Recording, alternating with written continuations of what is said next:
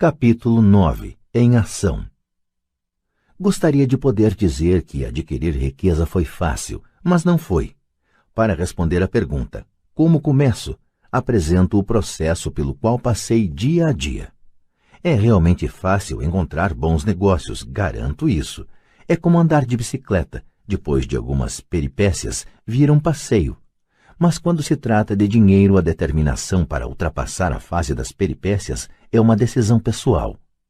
Descobrir negócios únicos na vida de milhões de dólares exige que convoquemos nosso gênio financeiro. Acredito que em cada um de nós reside um gênio financeiro. O problema é que ele está adormecido, esperando ser despertado. Está adormecido porque nossa cultura nos educa para acreditar que o amor ao dinheiro é a raiz de todos os males. Ela nos incentiva a aprender uma profissão para que possamos trabalhar pelo dinheiro, mas não nos ensina a fazer o dinheiro trabalhar para nós. Ela nos ensina a não nos preocupar com o nosso futuro financeiro, que o governo ou a empresa cuidarão de nós quando chegar o dia da aposentadoria. Contudo, são nossos filhos formados no mesmo sistema de ensino que acabarão pagando por ela. A mensagem é trabalhar arduamente, ganhar e gastar o dinheiro, e quando ele faltar, sempre poderemos tomar emprestado. Infelizmente, 90% do mundo ocidental aceita essa teoria simplesmente porque é mais fácil encontrar um emprego e trabalhar pelo dinheiro. Se você não faz parte dessa massa, eu lhe mostrarei os 10 passos para despertar seu gênio financeiro. São simplesmente os passos que eu segui. Se quiser tentar alguns deles, ótimo. Se não, escolha os seus. Seu gênio financeiro é suficientemente esperto para desenvolver sua própria lista. Falando no Peru com um garimpeiro de 45 anos, eu lhe perguntei por que ele tinha tanta confiança em encontrar uma mina de ouro. Ele respondeu: há ouro em todo lugar. A maioria das pessoas não está treinada para vê-lo. E eu diria que isso é verdade. Quanto a imóveis, posso sair qualquer dia e achar 4 ou 5 bons negócios em potencial, onde uma pessoa comum não encontra nada. Mesmo procurando no seu bairro, a razão é que ela não dedica tempo para desenvolver seu gênio financeiro.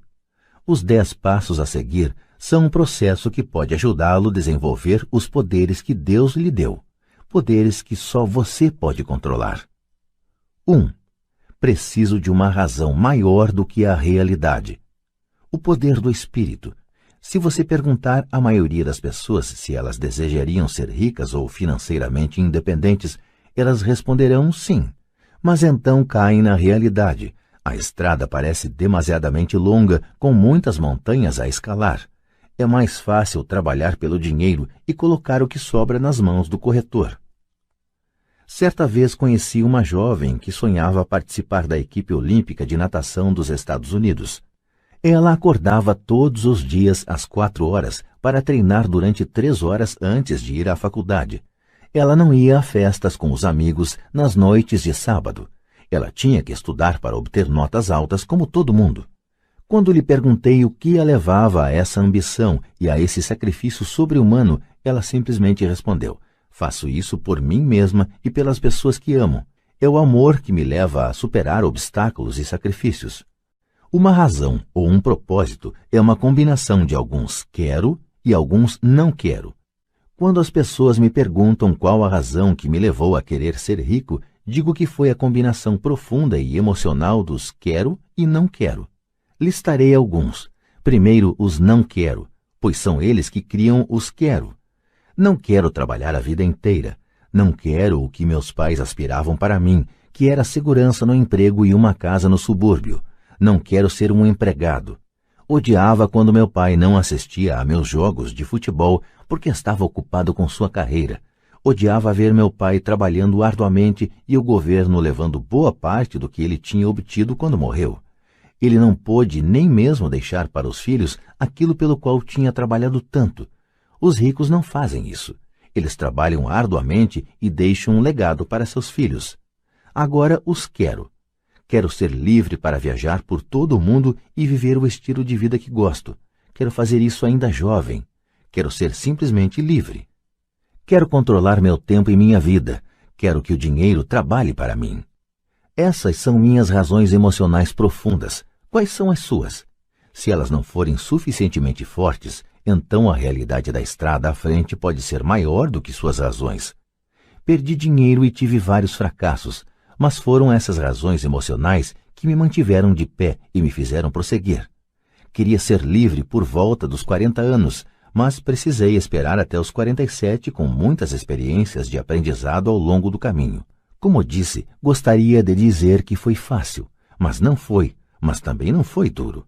Sem uma forte razão ou propósito, aí sim, qualquer coisa na vida é dura. Se você não tiver um forte motivo, não faz sentido continuar ouvindo, parecerá trabalho demais. 2. Escolho todos os dias. O poder da escolha. Esta é a principal razão pela qual as pessoas querem viver em um país livre. Queremos o poder de escolha. Financeiramente, com cada dólar que temos em nossas mãos, temos o poder de escolher nosso futuro de ricos, pobres ou classe média. Nossos hábitos de despesa refletem quem somos nós. As pessoas pobres têm simplesmente maus hábitos de despesa. Uma vantagem que eu tive em criança foi a de que gostava de jogar banco imobiliário constantemente. Ninguém me disse que banco imobiliário era só para crianças, de modo que continuei jogando adulto. Também tinha pai rico que me mostrou a diferença entre um ativo e um passivo. Sendo assim, há muito tempo, quando ainda era garoto, escolhi ser rico e sabia que tudo o que eu tinha a fazer era adquirir ativos reais. Meu melhor amigo Mike tinha uma coluna de ativos que lhe fora dada, mas ele teve que optar por aprender a mantê-la. Muitas famílias ricas perdem os ativos na geração seguinte simplesmente porque não havia ninguém treinado para ser um bom guardião dos ativos. Muitas pessoas optam por não ser ricas. Para 90% da população, ser rico é confusão demais. Então inventam de dizer coisas como não estou interessado em dinheiro, nunca serei rico, não preciso me preocupar, ainda sou jovem, quando tiver algum dinheiro vou pensar sobre meu futuro, ou meu marido, mulher, cuida das finanças. O problema dessas afirmações é que elas roubam das pessoas que pensam assim duas coisas. Uma, tempo, que é nosso ativo mais precioso, e 2, o aprendizado. Só porque você não tem dinheiro, isso não é desculpa para não aprender. Mas é uma escolha que fazemos a cada dia, a escolha do que fazer com o nosso tempo, com o nosso dinheiro e com o que pomos em nossa cabeça. É o poder da escolha. Todos nós temos escolha. Escolhi ser rico e faço essa opção a cada dia. Invista primeiro na instrução. Na verdade, o único ativo real que você possui é sua mente, o instrumento mais importante que dominamos. Como disse, cada um de nós pode escolher o que põe em sua mente uma vez alcançada a idade suficiente. Você pode ficar assistindo a MTV o dia inteiro, ou ler revistas de golfe, ou fazer um curso de cerâmica ou um curso de planejamento financeiro. Você escolhe. A maioria das pessoas simplesmente compra investimentos em lugar de aprender a investir. Uma de minhas amigas, uma mulher rica, teve recentemente seu apartamento roubado. Os ladrões levaram um aparelho de televisão e o videocassete e deixaram todos os seus livros. Nós todos temos essa escolha. Novamente, 90% da população compra aparelhos de televisão e somente uns 10% compram livros de negócios ou fitas sobre investimentos. Então, o que é que eu faço? Vou aos seminários. Gosto quando eles duram pelo menos 2 dias, porque gosto de me aprofundar em um tema. Em 1973, estava assistindo à televisão e vi o anúncio de um seminário de 3 dias sobre como comprar imóveis sem precisar dar entrada. Gastei $385 e o curso me permitiu ganhar pelo menos $2 milhões, talvez mais. Porém, mais importante, me comprou vida. Não preciso trabalhar pelo resto da vida por causa daquele curso. Faço pelo menos 2 desses seminários por ano. Adoro fitas de áudio. A razão. Posso voltar para trás rápido. Estava ouvindo uma fita de Peter Lynch e ele disse algo de que discordei completamente. Em vez de me mostrar arrogante e crítico, simplesmente apertei o botão de retrocesso e ouvi aquele trecho da fita umas 20 vezes. Talvez até mais. De repente, mantendo minha mente aberta, entendi por que ele estava falando aquilo. Foi como uma mágica. Senti como se tivesse uma janela para a mente de um dos maiores investidores do nosso tempo. Ganhei uma tremenda profundidade e percepção dos vastos recursos de seu conhecimento e de sua experiência. Resultado líquido. Ainda tenho minha velha maneira de pensar e tenho a forma de Peter de ver o mesmo problema ou situação. Tenho 2 pensamentos em vez de um. Mais de uma forma de analisar um problema ou tendência, e isso não tem preço. Hoje me pergunto muitas vezes, como Peter Lynch faria isso? Ou Donald Trump? Ou Warren Buffett? Ou George Soros? A única maneira pela qual posso acessar seu vasto poder mental é sendo suficientemente humilde para ler ou ouvir o que eles têm a dizer. Pessoas arrogantes e críticas são muitas vezes pessoas com baixa autoestima que têm medo de assumir riscos. Veja, se você aprender algo novo, terá que errar a fim de entender totalmente o que aprendeu. Se você ouviu até aqui, a arrogância não é um de seus problemas. Pessoas arrogantes raramente leem ou compram fitas. Por que elas o fariam? Elas são o centro do universo. Há pessoas inteligentes que discutem ou se defendem quando uma ideia nova se choca com o que pensam. Neste caso, sua assim chamada inteligência, combinada com a arrogância, se torna ignorância. Cada um de nós conhece alguém muito instruído ou que se acredita esperto, mas cujo balanço mostra outra coisa. Uma pessoa verdadeiramente inteligente saúda as novas ideias, porque novas ideias podem aumentar a sinergia de outras ideias acumuladas. Ouvir é mais importante do que falar. Se isso não fosse verdade, Deus não teria nos dado 2 ouvidos e apenas uma boca. Gente demais pensa com a boca, em vez de ouvir para assimilar novas ideias e possibilidades. Discute-se em lugar de se perguntar. Penso em minha riqueza a longo prazo. Não sou partidário da mentalidade do fique rico depressa, de muitos compradores de bilhetes de loteria ou frequentadores de cassinos. Posso comprar e vender ações, mas sempre compro instrução. Se você quer pilotar um avião, aconselho a tomar aulas antes. Sempre fico chocado com gente que compra ações ou imóveis, mas nunca investe em seu maior ativo, sua mente. O fato de ter comprado 1 ou 2 imóveis não o torna um especialista em imóveis. 3. Escolha os amigos com cuidado. O poder da associação. Em primeiro lugar, não escolho meus amigos levando em conta suas demonstrações financeiras. Tenho amigos que fizeram, de fato, voto de pobreza, bem como amigos que ganham milhões todo ano. O importante é que aprendo com todos eles e faço um esforço consciente para isso. Admito que há pessoas que procurei porque têm dinheiro, mas eu não estava atrás de seu dinheiro, queria seu conhecimento. Em alguns casos, essas pessoas de vastas posses se tornaram amigos queridos, mas nem todos. Há uma diferença que gostaria de destacar. Observei que meus amigos ricos falam de dinheiro, e não estou querendo dizer que se gabem. Eles se interessam pelo assunto. Já os amigos que sei estarem em dificuldades financeiras não gostam de falar de dinheiro, negócios ou investimentos. Muitas vezes pensam que isso não é educado ou que é anti-intelectual. Ou seja, também aprendo com os amigos que têm dificuldades financeiras, descubro o que não fazer. Tenho vários amigos que obtiveram mais de $1 bilhão durante suas breves vidas. 3 deles observam o mesmo fenômeno.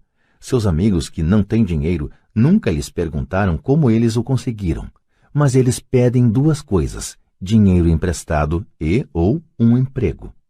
Advertência. Não ouça as pessoas pobres ou apavoradas.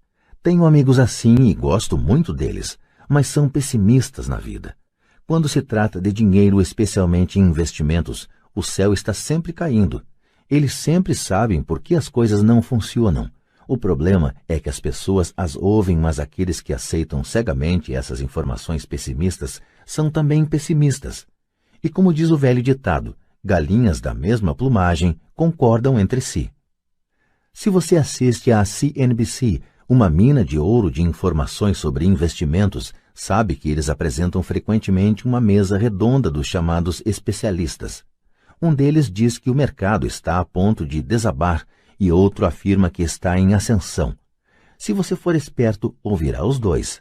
Mantenha sua mente aberta porque ambos têm razões válidas Infelizmente, a maioria das pessoas ouve apenas os pessimistas. Alguns amigos próximos procuraram me fazer desistir de algum negócio ou investimento. Alguns anos atrás, um amigo me contou que estava empolgado porque descobrira um certificado de depósito que rendia 6% ao ano. Contei então que estava ganhando 16% com títulos do governo estadual. No dia seguinte, ele me enviou um artigo que mostrava por que minha aplicação era perigosa. Há anos estou obtendo os 16% e ele continua com os 6%. Diria que o mais difícil quanto à formação de uma fortuna é ser fiel a si mesmo e estar disposto a não acompanhar a multidão. No mercado é muito comum que seja a manada a chegar tarde a ser abatida. Se um grande negócio está nas manchetes, na maioria dos casos é tarde demais. Procure um negócio novo. Como dizem os surfistas, sempre há outra onda. As pessoas que correm e pegam a onda tarde são, em geral, as que se dão mal. Investidores espertos não se afobam. Se perdem uma onda, esperam pela próxima e se preparam. Isto é difícil para a maioria dos investidores, porque comprar o que não é popular lhes parece apavorante. Os investidores tímidos gostam de acompanhar a multidão. Sua ganância os leva para as aplicações somente quando os investidores sábios já auferiram seus lucros e se retiraram. Investidores sábios aplicam quando o negócio ainda não é popular. Eles sabem que seus ganhos são gerados quando compram e não quando vendem. Esperam pacientemente. Como já disse, eles não se afobam. Como um surfista, eles se preparam para a próxima onda. Tudo é insider trading. Há formas de insider trading que são ilegais e outras que são legais. Mas, de qualquer forma, é insider trading. A única distinção é quando você está distante do por dentro. A razão pela qual você quer ter amigos ricos que estão por dentro é porque o dinheiro é ganho aí. É informação fabricada. Você quer saber quando haverá a próxima subida, entrar e sair antes da queda seguinte. Não estou dizendo para fazer nada ilegal, mas quanto mais cedo você souber, maiores são as chances de lucro com o risco mínimo. Para isso existem os amigos, e isso é inteligência financeira. 4. Domine uma fórmula e então aprenda outra. O poder do aprendizado rápido. Para fazer o pão, todo padeiro segue uma receita, mesmo que esta só exista em sua cabeça. O mesmo se pode dizer quanto a ganhar dinheiro. Por isso, na gíria, o dinheiro é muitas vezes chamado de massa. Muitos de nós já ouvimos a expressão, você é o que você come.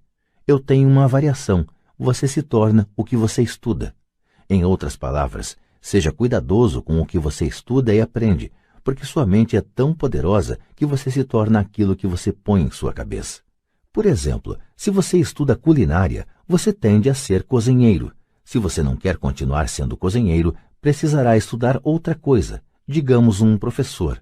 Depois de estudar para o magistério, você muitas vezes se torna professor, e assim por diante.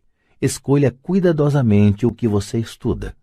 Quando se trata de dinheiro, as massas têm uma fórmula básica aprendida na escola. E essa é: trabalhe pelo dinheiro. A fórmula que vejo predominar no mundo é que todos os dias milhões de pessoas acordam e vão trabalhar, ganham dinheiro, pagam contas, conferem seus talões de cheque, compram alguns fundos mútuos e voltam ao trabalho. Essa é a fórmula ou receita básica. Se você está cansado do que está fazendo ou se não ganha o suficiente, é simplesmente o momento de mudar a fórmula com a qual você ganha dinheiro. Quando eu tinha 26 anos, fiz um curso de fim de semana chamado Como Comprar Imóveis Executados Judicialmente. Aprendi a fórmula. O passo seguinte foi ter a disciplina para pôr em ação o que eu tinha aprendido. É aí que a maioria das pessoas para. Durante 3 anos, enquanto eu trabalhava na Xerox, passava minhas horas de folga aprendendo a arte de comprar imóveis executados. Ganhei vários milhões de dólares usando essa fórmula, mas hoje isso é muito lento e há muita gente que faz o mesmo. Então, depois de ter dominado a fórmula, passei a procurar outras fórmulas. Em muitos dos casos, não usei de forma direta a informação que obtive, mas sempre aprendi algo novo. Já fiz cursos destinados a corretores especializados em derivativos, um curso de negociação de opções de commodities e um curso sobre a ciência do caos. Neste, estava fora de meu ambiente, em uma sala cheia de gente com doutorado em física nuclear e ciência espacial. Contudo, aprendi uma porção de coisas que tornaram meus investimentos em imóveis e ações mais significativos e lucrativos. Muitas instituições comunitárias de ensino superior têm cursos de planejamento financeiro e aquisição de investimentos tradicionais. São lugares ótimos para se começar. Sempre procuro a fórmula mais rápida.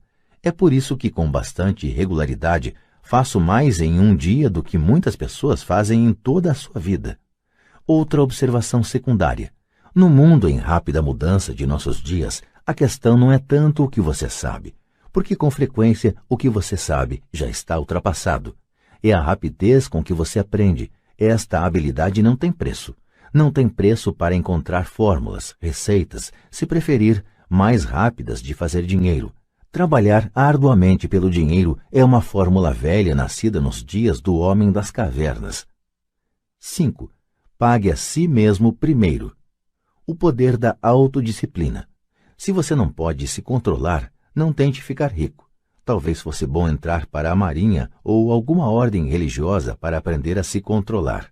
É a falta de autodisciplina que leva à falência muitos ganhadores de loteria pouco depois de eles terem ganhado milhões. É a falta de autodisciplina que leva pessoas que acabaram de obter um aumento a comprar um carro novo ou fazer um cruzeiro. É difícil dizer qual dos 10 passos é o mais importante, mas de todos este é possivelmente o mais difícil de dominar, se não for parte de sua personalidade. Eu arriscaria dizer que é a falta de autodisciplina que se constitui no fator número 1 a separar ricos, pobres e classe média. Dito de forma simples, pessoas que têm baixo autoestima e reduzida tolerância à pressão financeira não poderão nunca, e quero dizer isso mesmo, nunca ser ricas. Como já disse, uma lição aprendida com o pai rico foi que o mundo vai bater em você. O mundo bate nas pessoas não porque as outras pessoas sejam ruins, mas porque os indivíduos não têm controle interno e disciplina. Quem não tem força interior muitas vezes se torna vítima daqueles que têm autodisciplina. Nos cursos para empreendedores onde leciono, lembro constantemente aos participantes que não devem focar seu produto, serviço ou atividade, mas o desenvolvimento de habilidades de gestão. As 3 habilidades de gestão mais importantes para se iniciar um negócio próprio são: 1. Gestão do fluxo de caixa. 2. Gestão de pessoal. 3. Gestão pessoal do tempo. Diria que essas habilidades de gestão se aplicam a qualquer coisa, não apenas a empreendedores.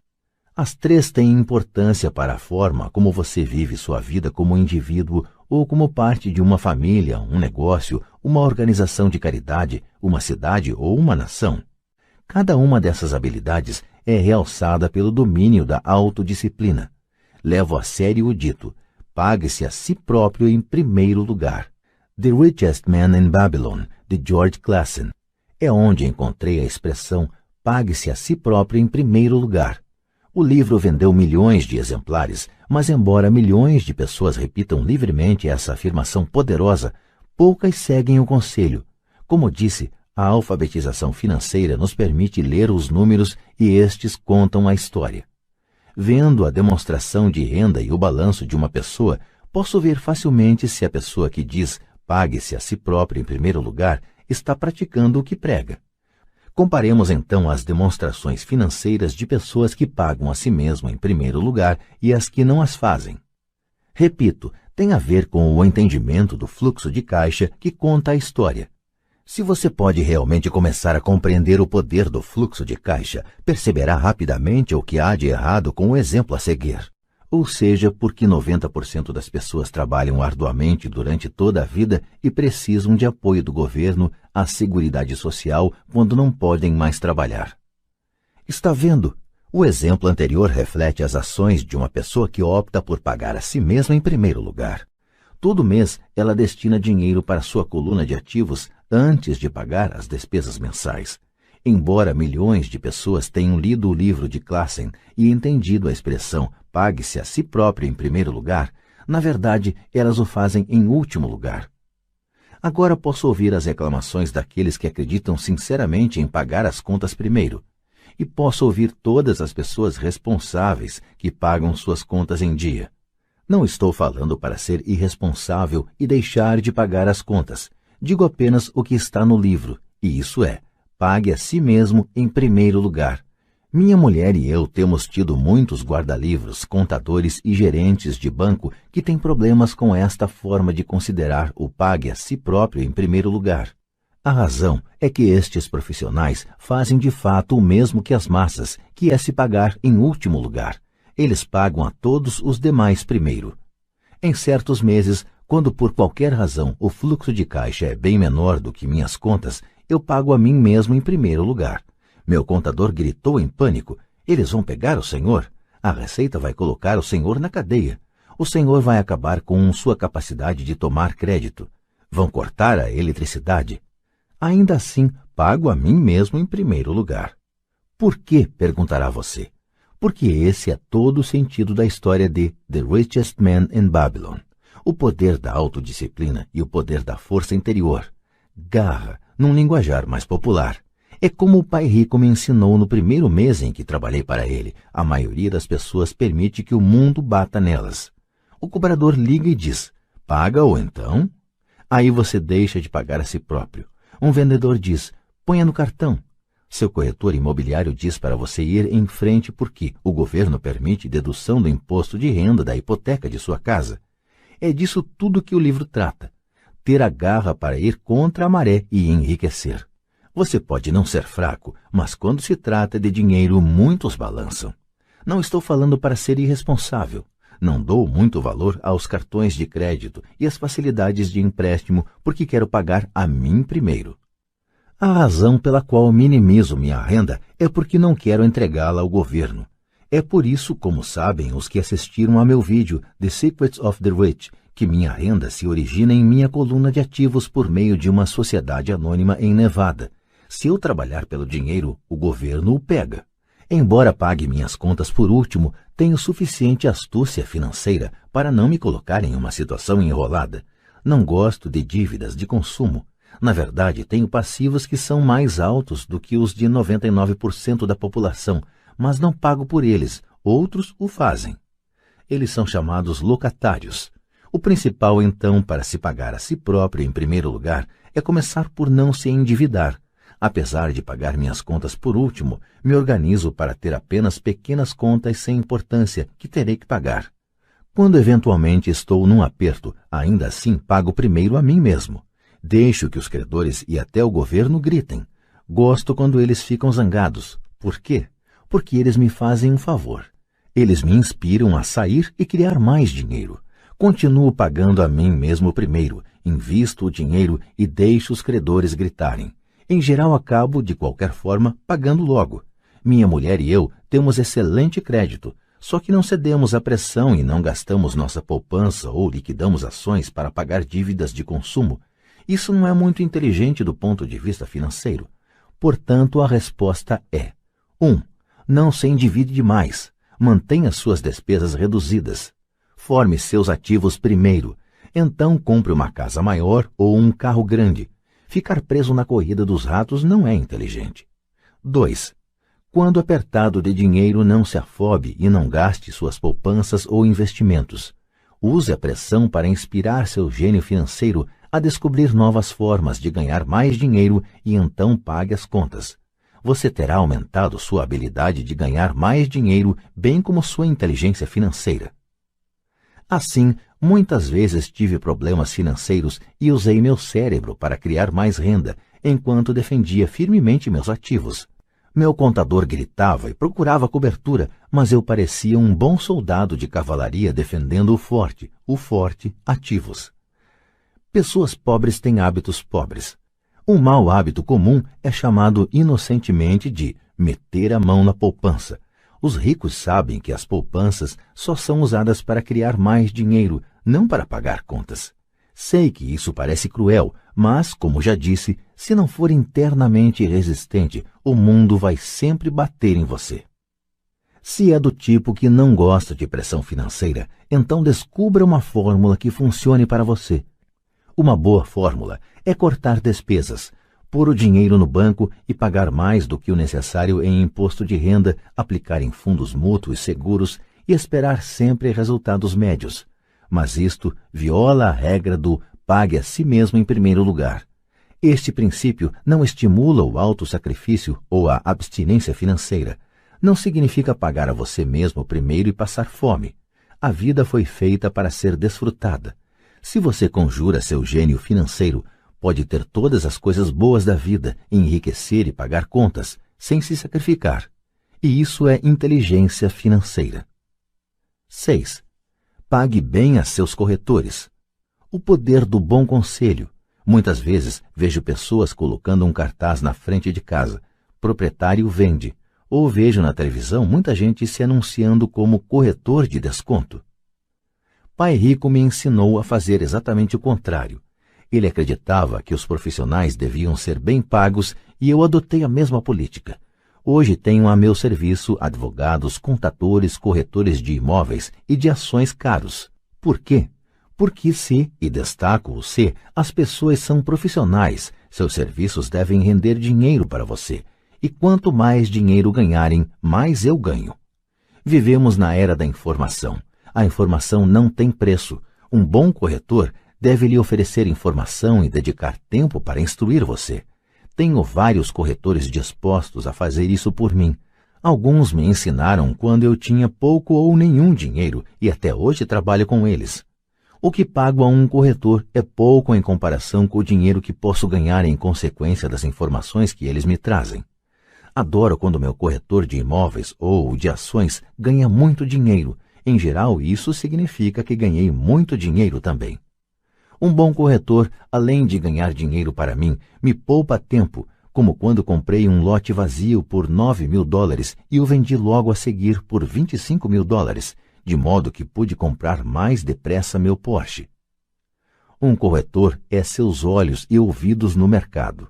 Eles estão lá todos os dias enquanto eu não preciso estar. Prefiro jogar golfe. Também as pessoas que vendem sua casa por conta própria não dão muito valor ao seu tempo. Por que eu iria querer deixar de gastar alguns dólares quando posso empregar esse tempo para ganhar mais dinheiro ou para estar com aqueles que amo? O que acho engraçado é como tantas pessoas pobres e de classe média insistem em dar gorjetas de 15% a 20% nos restaurantes por um mau serviço e reclamam de pagar a um corretor algo entre 3% e 7%. Elas gostam de dar gorjeta a pessoas que figuram na coluna da despesa e maltratam as que estão na coluna dos ativos. Isso não é inteligente do ponto de vista financeiro. Nem todos os corretores são iguais. Infelizmente, em sua maioria, são apenas vendedores. E diria que os vendedores de imóveis são os piores. Eles vendem, mas têm poucos ou nenhum imóvel próprio.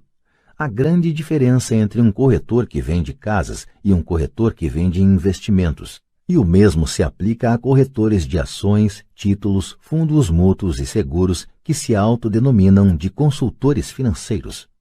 Como no conto de fadas, você tem que beijar um monte de sapos para achar um príncipe. Lembre o velho adágio: nunca chame um vendedor de enciclopédias se você precisa de uma enciclopédia.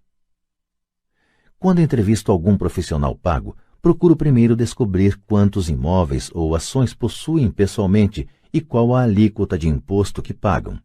E isso se aplica a meus advogados tributaristas, bem como a meu contador. Uma de minhas contadoras tem seu próprio negócio. Sua profissão é a contabilidade, mas seu negócio são os imóveis.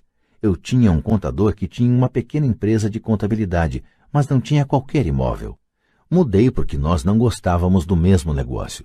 Descubra um corretor que leve a sério seus interesses.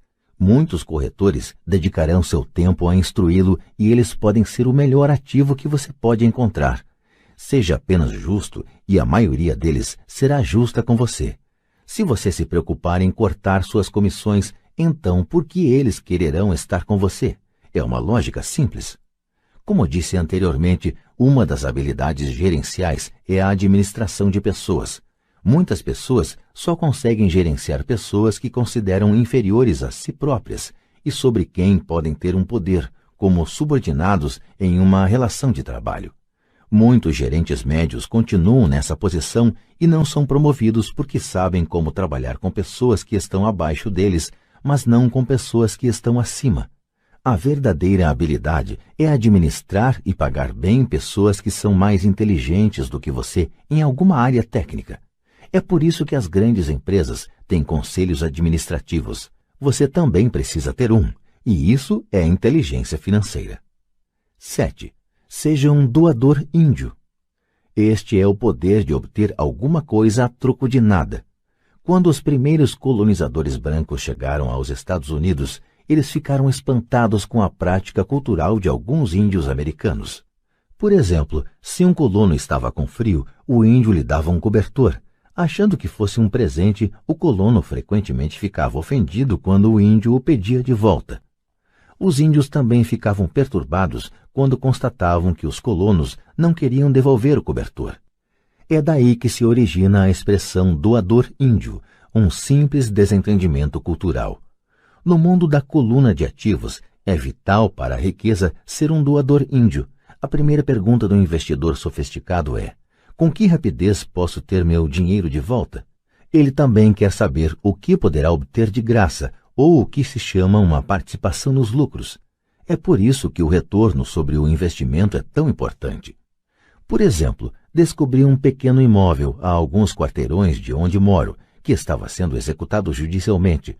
O banco estava pedindo $60 mil e eu apresentei uma oferta de $50 mil que foi aceita, simplesmente porque estava acompanhada de um cheque à vista no valor de $50 mil. Verificaram que eu era sério. Muitos investidores perguntarão se eu não estava imobilizando muito dinheiro de uma vez. Não seria melhor hipotecá-lo? A resposta neste caso é não. Minha empresa de investimentos o aluga por temporada nos meses de inverno e obtém $2.500 ao mês durante 4 meses, quando os pássaros da neve procuram o Arizona. Fora da temporada de férias, seu aluguel é de apenas $1.000 mensais.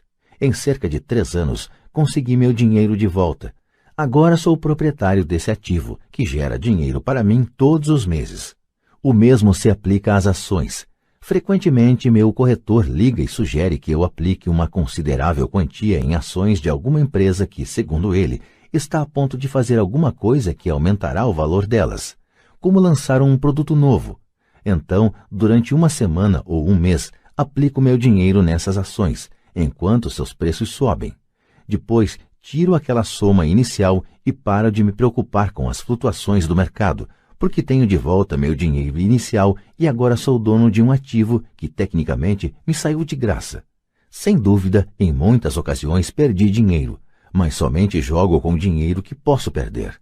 Diria que na média de 10 investimentos, faço uns 2 ou 3 gols de placa. 5 ou 6 não são lá essas coisas, e perco em 2 ou 3. Mas limito minhas perdas ao dinheiro que apliquei neles naquele momento. As pessoas que odeiam o risco põem seu dinheiro no banco. E a longo prazo, qualquer poupança é melhor do que nenhuma poupança. Mas leva muito tempo para você recuperar seu dinheiro e, em muitos casos, você não leva nada de graça. Eles costumavam dar torradeiras, referência a uma prática adotada por alguns bancos americanos de distribuir eletrodomésticos a quem abrisse contas novas. Mas, atualmente, isso está ficando mais caro. Em todos os meus investimentos precisa haver algo mais, algo de graça. Um imóvel, um lote de terreno, uma casa, ações, escritórios. E o risco deve ser limitado ou deve ser uma ideia de baixo risco. Há livros inteiros que tratam deste assunto, de modo que não me estenderei aqui.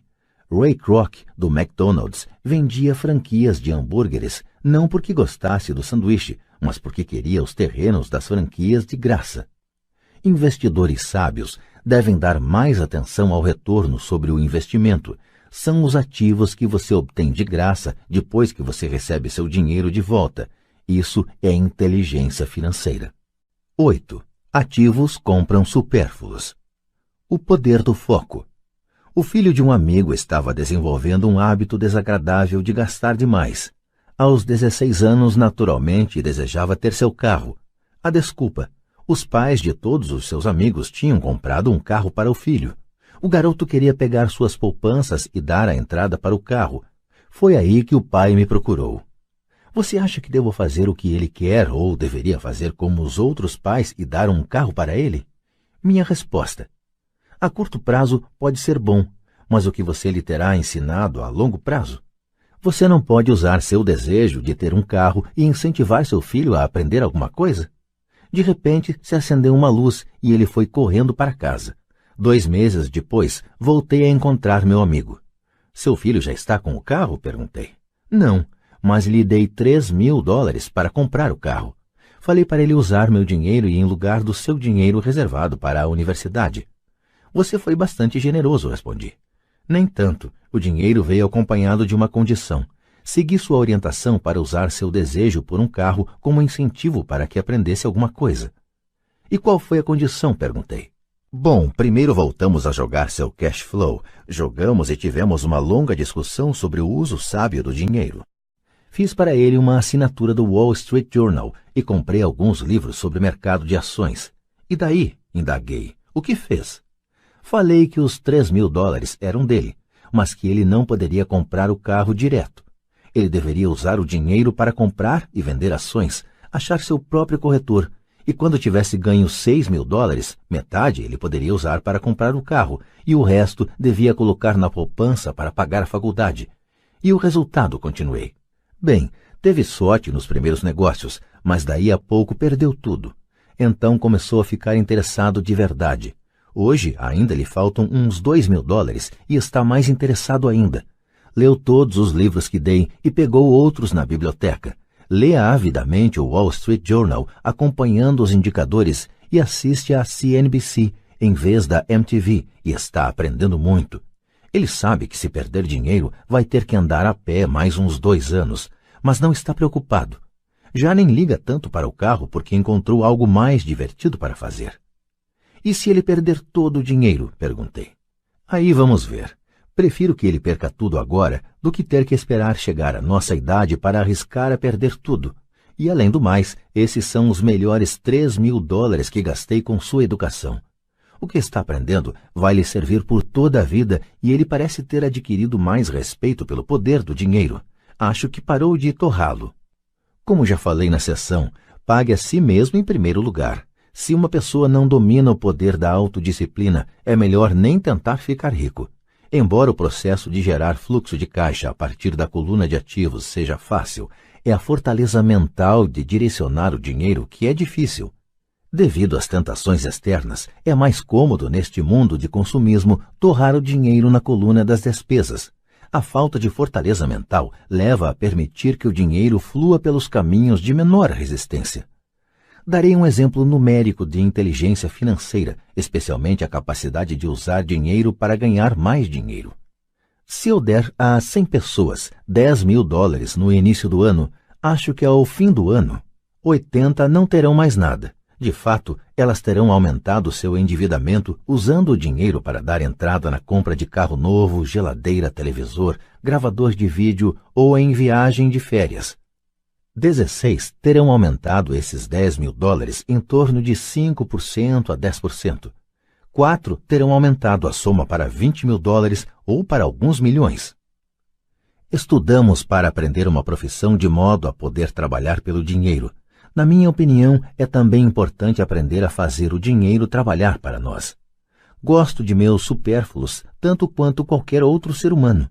A diferença é que algumas pessoas compram seus supérfluos em prestações. É a armadilha de querer imitar o vizinho. Quando eu quis comprar um Porsche, o caminho mais fácil foi procurar o gerente do banco e conseguir um financiamento. Em lugar de me preocupar com a coluna do passivo, decidi me concentrar na coluna dos ativos. Como de hábito, empreguei meu desejo de consumir para me inspirar e motivar meu gênio financeiro a investir. Constantemente nos preocupamos em obter as coisas que desejamos em vez de nos concentrarmos em criar dinheiro. É mais fácil a curto prazo, porém mais duro a longo prazo. É um mau hábito em que incorremos como indivíduos e como nação. Lembre, o caminho mais fácil muitas vezes se transforma no mais áspero, e o caminho árduo muitas vezes se torna suave. Quanto mais cedo você se disciplinar e aqueles que ama para dominar o dinheiro, tanto melhor. O dinheiro é uma força poderosa. Infelizmente, as pessoas usam esse poder contra elas mesmas. Se sua inteligência financeira for pouca, o dinheiro escorrerá de suas mãos, será mais esperto que você. Se o dinheiro for mais esperto, você trabalhará toda a sua vida. Para ser o senhor do dinheiro, você precisa ser mais esperto do que ele. Então o dinheiro fará o que você mandar. Ele lhe obedecerá. Em vez de ser escravo, você será o senhor. Isso é inteligência financeira. 9. A necessidade de heróis. O poder do mito. Quando eu era garoto, admirava profundamente Willie Mays, Hank Aaron e Yogi Berra. Eles eram meus heróis. Quando garoto, jogando no beisebol infantil, queria ser como eles. Seus cartões de beisebol eram meu tesouro. Queria saber tudo a respeito deles. Conhecia suas estatísticas, suas jogadas, quanto ganhavam e como tinham ascendido aos times profissionais. Queria saber tudo porque queria ser como eles. Quando aos 9, 10 anos de idade pulava para arremessar ou apanhar a bola, não era eu, era Yogi ou Hank. É uma das formas mais poderosas de aprender que frequentemente esquecemos ao chegar à idade adulta. Perdemos nossos heróis, perdemos nossa ingenuidade. Hoje, observo os garotos jogando beisebol perto de casa. Na quadra, não é o Joãozinho, é Michael Jordan, Sir Charles ou Clyde. Copiar ou emular heróis é um aprendizado poderoso. É por isso que quando alguém como O.J. Simpson cai em desgraça, há um clamor tão grande. É mais do que um simples julgamento, é a perda de um herói, alguém com quem crescemos, que observamos e quisemos imitar. De repente, precisamos nos livrar dessa pessoa. Quando cresci, encontrei novos heróis. Tenho heróis como Peter Jacobsen, Fred Couples e Tiger Woods. Imito suas jogadas no golfe e faço o possível para ler tudo a respeito deles. Também tenho heróis como Donald Trump, Warren Buffett, Peter Lynch, George Soros e Jim Rogers. Em minha maturidade, acompanho suas estatísticas como o fazia com meus heróis do beisebol. Acompanho os investimentos de Warren Buffett e leio tudo sobre suas opiniões a respeito do mercado. Leio o livro de Peter Lynch para entender como ele escolhe suas ações. E leio sobre Donald Trump, tentando descobrir como ele negocia e monta operações. Da mesma maneira que não era eu no campo de beisebol, quando estou no mercado ou fechando um negócio, estou agindo subconscientemente com a ousadia de Trump.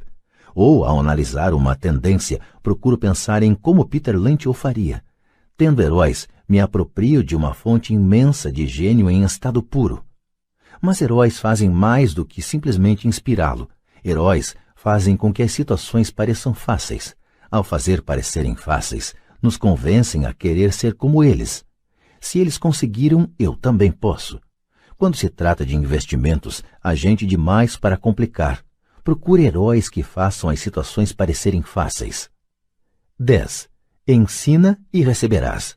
O poder da doação. Ambos os meus pais eram mestres. Pai Rico me ensinou uma lição que me acompanha toda a vida, e essa foi a necessidade de ser caridoso ou de doar. Meu pai instruído doava muito na forma de tempo ou conhecimento, mas quase nunca doava dinheiro.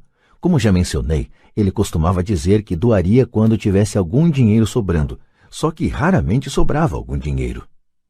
Pai Rico doava tanto dinheiro quanto ensinamentos. Ele acreditava firmemente na troca. Se você deseja algo, primeiro você precisa dar, dizia sempre. Quando tinha pouco dinheiro, ele simplesmente doava dinheiro à igreja ou alguma instituição de caridade. Se eu tivesse de passar apenas uma única ideia para você, seria esta. Sempre que você sentir falta ou escassez de alguma coisa, doe antes o que você quer e isso retornará para você aos montes. Isso é verdadeiro para dinheiro, sorrisos, amor, amizade. Sei que muitas vezes isso é a última coisa que se deseja fazer, mas para mim sempre funcionou. Apenas confio em que o princípio da reciprocidade funciona e dou o que desejo. Se quero dinheiro, dou dinheiro e ele volta multiplicado. Se desejo vendas, ajudo alguém a vender e as vendas aparecem para mim. Se desejo contatos, ajudo alguém a obter contatos. E como num passe de mágica, os contatos vêm para mim. Há muitos anos ouvi algo assim. Deus não precisa receber, mas os homens precisam doar. Pai Rico dizia com frequência, os pobres são mais gananciosos do que os ricos. Ele então explicava que, se uma pessoa era rica, essa pessoa oferecia algo que os outros desejavam. Ao longo de minha vida, em todos estes anos, sempre que senti necessidade de dinheiro ou de auxílio, procurava no fundo de meu coração o que eu queria e decidia doá-lo antes. Ao fazê-lo, o que eu doava sempre retornava para mim. Isso me lembra a história do cara sentado com lenha nos braços numa noite gelada, e ele gritava para a lareira à sua frente: "Quando você me esquentar um pouco, eu ponho um pouco de lenha dentro de você." Quando se trata de dinheiro, amor, felicidade, vendas e contatos, tudo o que a gente precisa lembrar é doar primeiramente o que se deseja, e isso retornará aos montes para nós. Muitas vezes, apenas o processo de refletir sobre o que você deseja e como você o poderia doar para alguém desencadeia uma torrente de generosidade. Sempre que sinto que as pessoas não estão sorrindo para mim, simplesmente começo a sorrir e a cumprimentar, e como por milagre, de repente há mais gente sorrindo à minha volta. É verdade que seu mundo é apenas um espelho de você. Por isso digo: ensina e receberás. Descobri que quanto mais sinceramente ensino aos que estão desejosos de aprender, tanto mais aprendo. Se você quer aprender sobre dinheiro, ensine a alguém. Uma torrente de novas ideias e distinções mais sutis surgirá. Houve momentos em que doei e nada retornou, ou em que o que recebi não era o que eu desejava. Mas depois de refletir e examinar minha alma, concluí que, em vez de doar por doar, eu estava doando para receber. Meu pai ensinava professores e se tornou mestre dos mestres. Pai rico sempre ensinava aos jovens seu jeito de fazer negócios. Em retrospecto, foi a generosidade deles com o que eles sabiam que os fez melhores. Há neste mundo poderes muito mais fortes do que nós. Você pode chegar lá por si mesmo, mas chegará mais rápido com o auxílio dos poderes superiores. Tudo de que precisa é ser generoso com o que você tem, e os poderes superiores serão generosos com você.